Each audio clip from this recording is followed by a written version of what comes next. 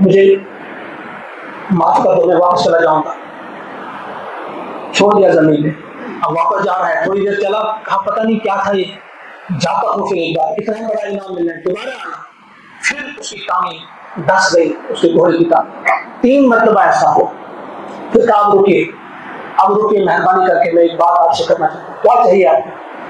आपने फरमाया सिद्दीक़ अकबर से इससे पूछो ये क्या चाहता है। सिद्दीक़ अकबर ने पूछा क्या चाहते हैं?